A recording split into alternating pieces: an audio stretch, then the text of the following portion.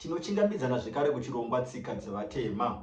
Muchirongwa chanhasi toda kutaura nhaurwa yaita mukurumbira munyika yedu, iri nhaurwa yenjuzu. Tinonzwa vamwe vachiti ndine njuzu yangu inoshanda mukukwezva mbinga. Tiri kutaura maslay queens zviri kumbofamba sei pamusoro penjuzu. Ko, kune njuzu dzakadaro here? Ko, basa renjuzu ndereiko? Chinombonzi njuzu chacho chii? Njuzu ishavi. Kana tichitaura nhaurwa yekuti njuzu ishavi, tiri kuti shavi mweya wemutorwa unowanikwa uri mudzinza risiri rawo. Zvino mashavi anouya mudzinza nenzira dzakasiyana siyana. Kune mashavi anoita zvokudanwa mukati medzinza, kwozoitawo mashavi anongohakirawo mukati medzinza. Tine daviro yokuti mashavi ese akanaka anoita zvokudanwa nemudzimu kuti apinde mukati medzinza. Mashavi ese akashata, mashavi akaipa, anongoita zvokuhakira, anongouya egawo mukati medzinza. Kwozoitawo mamwe mashavi anoita zvokunorombwa. Asi tinoda kutaura pamusoro pemashavi anoita zvokudanwa nemudzimu nemashavi anohakira ega mukati medzinza. Mashavi akanaka nemashavi asina kunaka. Pamashavi akanaka zvinogona kusanganisira mashavi ekuimba, mashavi ekunovhima, mashavi ekurapa. Mashavi ese atinge tichiisa kudivi rakanaka. Kwozoita mashavi atinogona kuisa kudivi rinenge risina kunaka. Mashavi akaita sekuroya tinomaisa kudivi rinenge risina kunaka. Tinoti mashavi aya anongouya ega, anongohakira. Mamwe mashavi aya anotozodzingwa pamunhu. Pamashavi anoita zvokudanwa nemudzimu,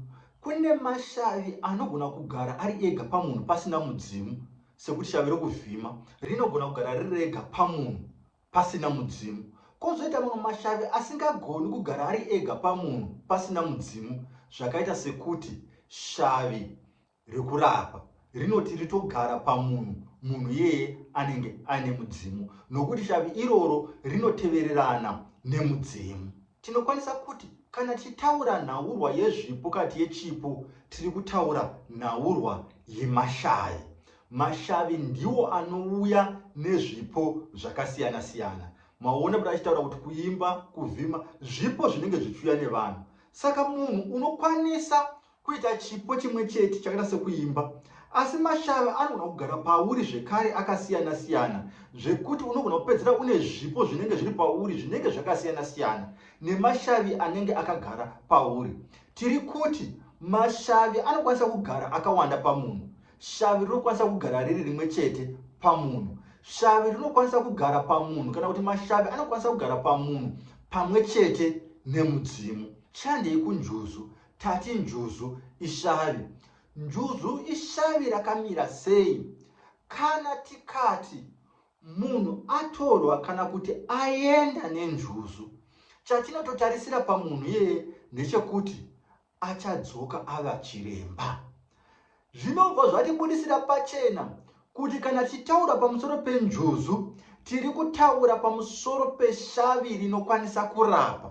Asi ndakati chakakoshera shavi iri, ishavi rinokwanisa kushopera richirova hakata. Ishavi zvekare rinoziva makwenzi, asi makwenzi eshavi iri mazhinji. Kana takuzoenda kune dzimwe mhando dzemanjuzu, tinozoona kuti mamwe mashavi anoziva makwenzi aya achibva mukati memvura. Zvinombofamba sei pamhando dzenjuzu idzi dzatinowana? Ndakamboita chirongwa chemhando mbiri dzandakati ndidzo mhando dzakanyanya kukosha dzatinoziva mukati mechivanhu chedu.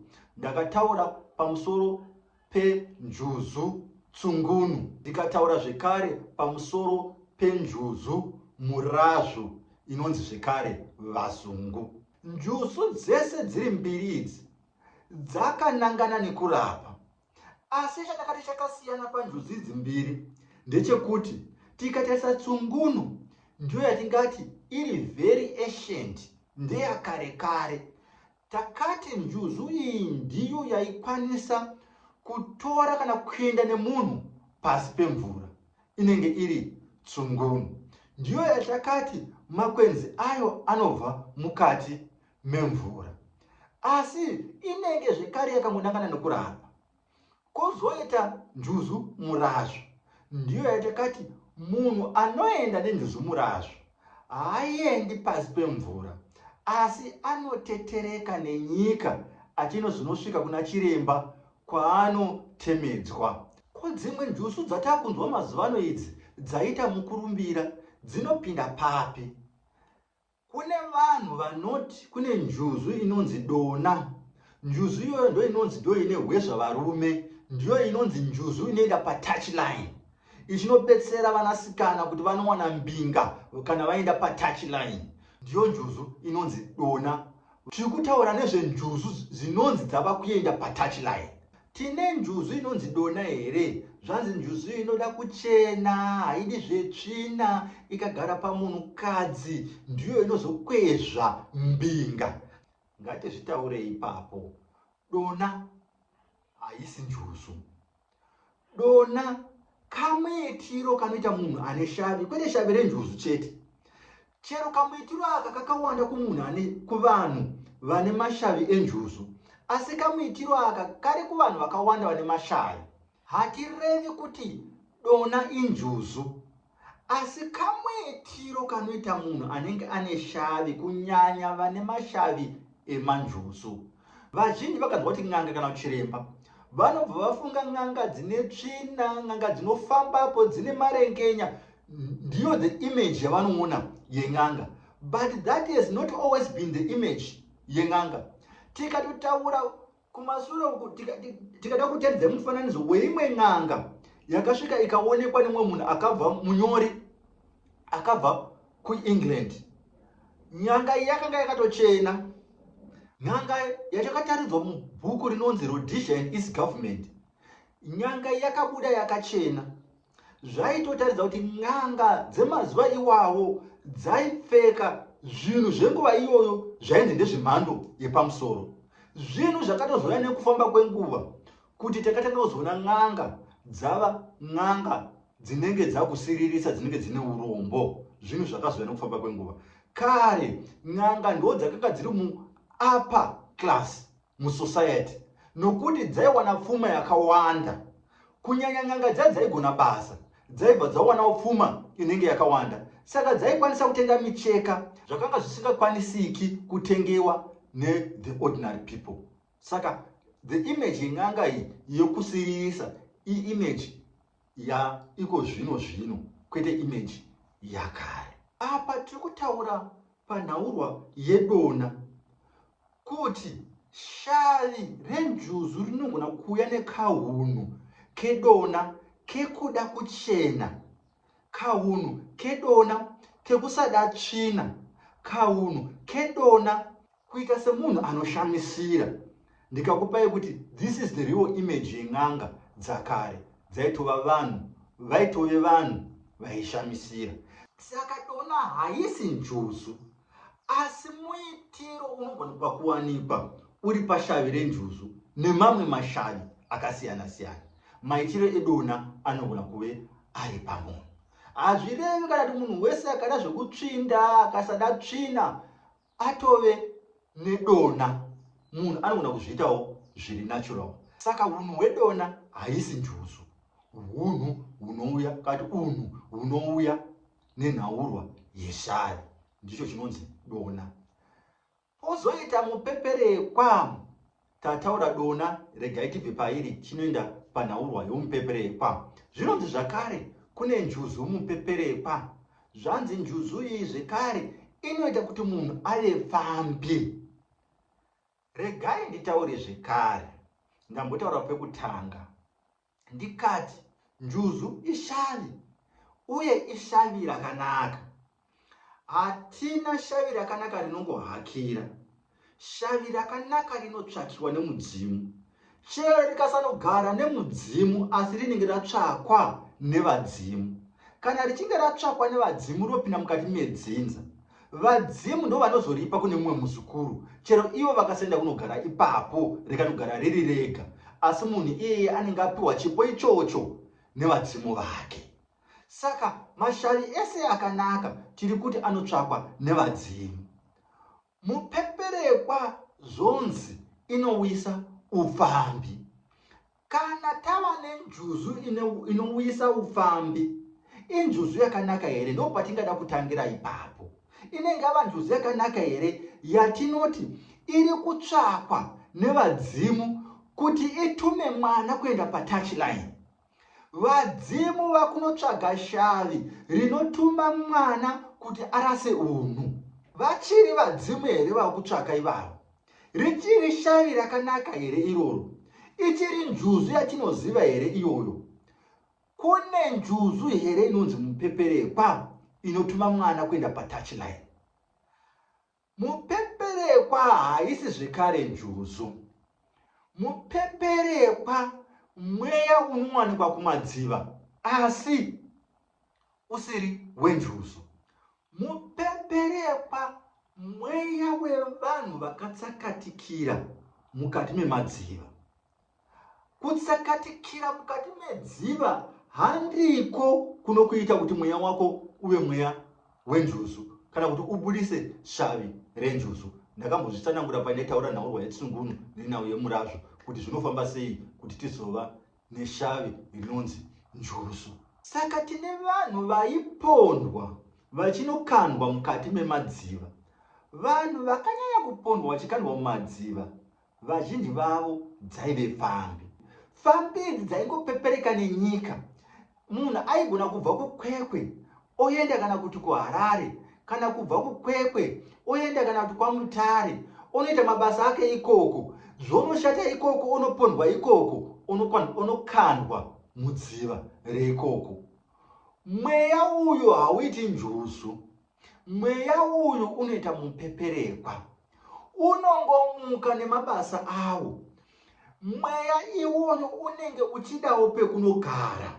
Zvakangofanana chero mweya wokuroya, shavi rokuroya rinodawo pekunogara. Saka rinongoramba richingopepereka asi richibva nekumadziva. Kana rikabatwa shavi iroro, kana kuti mweya iwoyo unotodzingwa. Tine mashavi anobva kumvura anenge asina kumira zvakanaka. Mupeperekwa ishavi rekumvura, asi shavi iri rinouya kune vakatsakatikira mukati memadziva. Asi tati vazhinji vacho dzaive pfambi. Hadzisi njuzu idzi, mweya inenge ichitoda kutodzingwa.